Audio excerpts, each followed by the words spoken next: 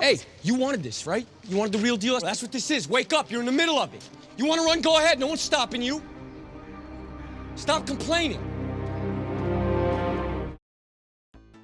Sometimes, no matter how much you want to love something, it just doesn't live up to your expectations. And for many, this is exactly what happened with Dragon Ball Sparking Zero. This is a feeling all too familiar when it comes to new game releases. The build up to launch is filled with excitement. Trailers, reveals, and endless speculation create a buzz that's hard to ignore. When the game finally drops, everyone seems to be on board, swept up in the collective excitement. The hype is contagious, and in that moment, it is easy to believe that you have found something truly special. How is it? Good. It looks like you're enjoying yourself. Oh, yeah, that looks like you're enjoying. But then, as time passes, the initial thrill begins to fade. The excitement cools, and flaws that once seemed minor now stand out more clearly. Maybe the roster isn't as good as you'd hoped, or certain mechanics feel less polished than they first appeared. What once felt like the greatest thing ever suddenly feels kind of meh. The honeymoon phase is over, and you're left wondering if your excitement clouded your judgment all along.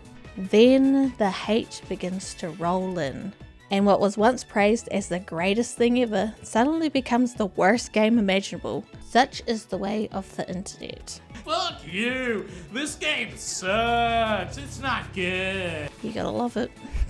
Opinions swing from one extreme to the other, and the truth often lies somewhere in between. For me, Sparking Zero was an exciting release, but I never went into it expecting it to be the ultimate Dragon Ball experience. I wasn't looking for a game that would redefine the series or outshine every past entry. Instead, I hoped for a solid, modern take on the Budokai Tenkaichi series, a series I've enjoyed but never considered the definitive peak of Dragon Ball games like many others do. That's not to say that Budokai Tenkaichi doesn't deserve its praise. It's a fantastic series that captured the chaotic, high-speed battles that define Dragon Ball, and I genuinely believe Sparking Zero carries that spirit forward in a meaningful way. It's a great game, and I have no doubt it will hold a special place in the hearts of fans for years to come. But that doesn't mean it's perfect. I mean, it is perfect. There are issues, some small, some hard to ignore, that hold it back from being everything it could have been. Loving a game doesn't mean ignoring its flaws, and while Sparking Zero has plenty to celebrate, there are moments where it falls short of what I hoped for. One of the aspects of Sparking Zero that I was genuinely excited to get into was actually the online scene. Now, let me be clear, I am very much a single player kind of person. I love getting lost in story modes, challenging myself against AI, and just playing through the game at my own pace. The idea of hopping online and facing off against real players has always felt daunting. I've always been a bit too nervous, or let's be honest, too shy, to really throw myself into that world. In my mind, I just assume that no one wants anything to do with me and doesn't want to talk to me, and they'd rather me just fuck off. You know what I mean? Just me. But for Sparking Zero, I thought this might be my chance to break out of that comfort zone. With how excited I was for the game, I figured this was the perfect opportunity to connect with the community more, test my skills, and maybe even make some new friends along the way. That didn't happen. There was something that prevented me from having friends when I was a little girl.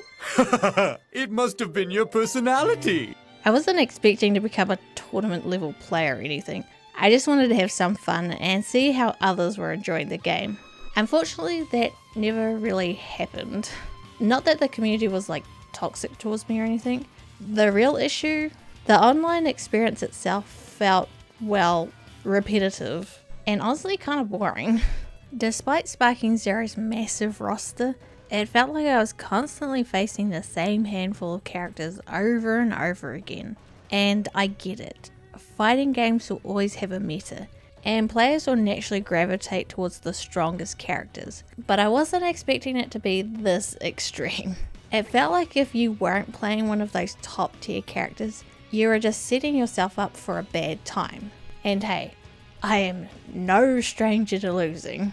Believe me, I've eaten my fair share of dirt over the years. I'm used to the taste, kinda like. But there's a big difference between losing a fun back and forth match and getting steamrolled by the same character spamming the same moves on repeat. After a while, it kind of just felt like I wasn't really playing and I was just watching my character being counted into oblivion. It's like the worst Dragon Ball Z episode ever. How are we supposed to do this? Are we like, which way do you go? Up and down, girl. But I've seen people do it left or right. That's not the right way. Who said? Jesus. So yeah, I bailed on the online pretty quickly. And from what I've heard, I don't think my experience was all that uncommon. Maybe some of these issues have been addressed or will be fixed in the future, probably. But honestly, I've kind of just lost interest in even trying to jump back in. I really wanted Sparking Zero's online to be my gateway into something new. A chance to finally break away from my single player comfort zone. But instead, I found myself retreating right back to where I started. And in some ways, I'm kind of okay with that. As one of the things I really enjoyed about Sparking Zero was its story mode. If you couldn't tell by the nearly 5-hour video I made on it. I truly need a life. Or some friends or something to get me out of the house. I had a blast diving into that aspect of the game. And it definitely kept me hooked for quite a while. But as much as I love the story mode, there's a big issue with the single player side of Sparking Zero that really starts to sink in after you've spent some time with the game. Simply put, there just aren't enough modes to sink your teeth into, especially when you compare it to something like Budokai Tenkaichi 3. Now I'm not just talking about having a couple of extra modes thrown in there for variety. The key mode I feel is really missing, and one that would elevate Sparking Zero significantly, is something similar to the classic Mission 100 from Tenkaichi 3. So why exactly do I think this mode is essential to a game like Sparking Zero? Well, it all comes down to the game's biggest draw, its massive character roster. Arguably, it might be too massive for its own good. Do you see that? Just in scale, where is that going?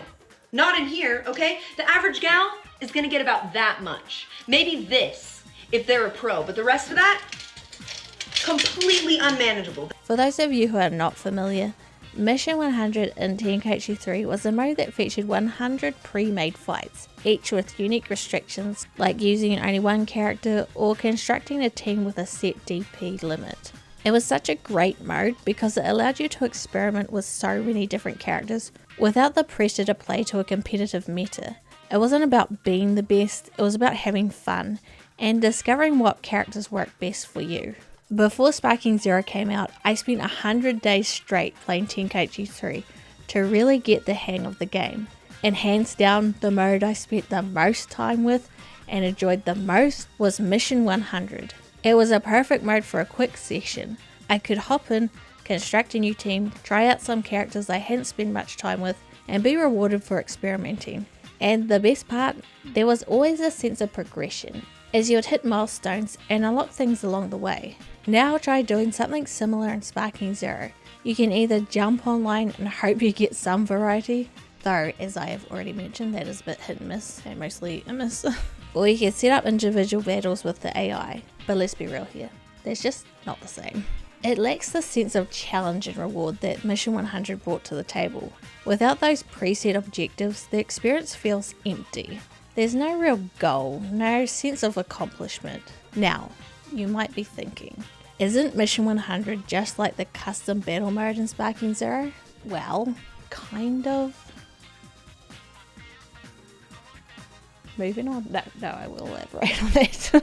The custom battle mode is close, but it's a bit bloated when you just want to hop in for a few quick fights. The setup process takes longer than it should, and while I really enjoyed the custom battles overall, I found myself wishing for more challenges within the mode. The foundation for it is there, so it makes me wonder why they didn't incorporate more of these preset missions, especially when they already have the system in place. Sure, there are user-made battles you can download, but these are often hit or miss, and as time goes on, I start wondering what's going to happen when Sparking Zero ages and the support for the game starts to dwindle. This is my big concern with any game that leans so heavily on the online components. Take Battle of Z, for example. Without its online component, it's essentially a ghost of what it was. Now, I don't think Sparking Zero will ever suffer as drastically as Battle of Z, but I do wish they would have put more in the base game to ensure that there's substance to come back to down the line, instead of needing to craft your own custom battles, which, let's be honest, is a pretty tedious process. Having more built-in challenges would have gone a long way. And that brings me to another gripe that I had with Sparking Zero, which is kind of surprising because at first I kind of liked how the system worked, but then as I progressed in the game I realized that I didn't. And that system is how you unlock things within the game. At first, I was really on board with the idea of unlocking everything through Zenny. It seemed like a great system, giving you the choice to either play through the story or use the Zenny you've saved up to buy what you want. On paper, it sounds great. It's all about player choice. But as I spent more time with the game, I started to feel like there just weren't enough meaningful rewards for overcoming challenges. Let me explain. If I couldn't beat a certain fight to unlock the outfit I wanted, I could always just buy it with Zenny I'd accumulated. It didn't feel like an accomplishment. I realized that what I truly enjoy about unlocking things in a game is the challenge of earning them. Take Tenkaichi 3 for example. In the tournament mode, you have to beat the Cell Games, one of the hardest tournaments on the hardest difficulty, to unlock King Cold. And you know what? It felt amazing when I unlocked him, even though I don't even like that character. I didn't even really care about playing as King Cold. What mattered was the sense of achievement that came with finally completing the roster. In Sparking Zero, after unlocking all the characters and outfits, I found myself thinking, okay, cool, I have enough Zenny to buy everything.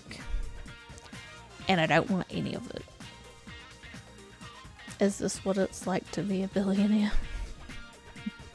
Is that why they go all crazy and get into, okay, I'm not gonna get demonetized if I keep carrying on.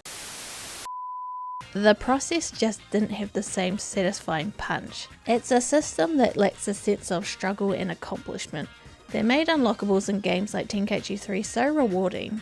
At the end of the day, the best rewards in the game aren't just about what you unlock, but how you unlock them. And while Sparking Zero gives you freedom in how you earn things, it misses out on the thrill of true accomplishment. And isn't that what Dragon Ball is all about? Overcoming challenges? Okay. Now, it wouldn't be a hidden video if I didn't take the opportunity to complain about DLC. Because boy oh boy, so far I am not impressed. In fact, I would go as far to say that the first DLC pack is downright insulting to the player base. Let's be real for a second. This DLC is just 5 new characters with their respective transformations, yet they try to dress it up as if it's something more. Just sell it for what it actually is. 5 characters. No fluff, no nonsense. Stop lying. And for a DLC pack that costs $18 bloody, and that's in USD, which is like 100 New Zealand dollars because our economy is so shit. Anyway, for that price you'd think there'd be at least something to make it feel worth the price, but no. No additional content, no extra modes, no story integration, nothing. Just a handful of characters that, from everything I've seen and heard, aren't even all that exciting to play as. Thankfully, I had the sense not to buy the DLC, or even worse, pre-order the season pass without even knowing what's in it. But I've read the reviews, I've seen the reactions, and by the looks of it, it's a complete rip-off. And here I was a year ago, making a whole video complaining about Xenoverse 1's GT DLC, when in hindsight that was a downright steal compared to this mess. I will never understand the mentality of these companies that continuously overcharge for the bare minimum content while targeting their most loyal fans. These are the people you should be treating with the utmost care, going out of your way to provide them value, quality and respect. But Bandai Namco? Nope. Instead it's just a big old screw you and give us your money. It's like, fuck off. Are the rest of the DLCs going to be like this? Are they going to be adding any more meaningful content? Just a bunch of overpriced characters. Who knows? I have no real hope for the upcoming DLCs. It's so frustrating because it just feels like it's just getting worse and they're just like ringing people for all they can. And it's just like, fuck, it's frustrating just talking about it. And sorry guys, I think this video is over. I'm sorry. I'm just like getting angry for like no reason.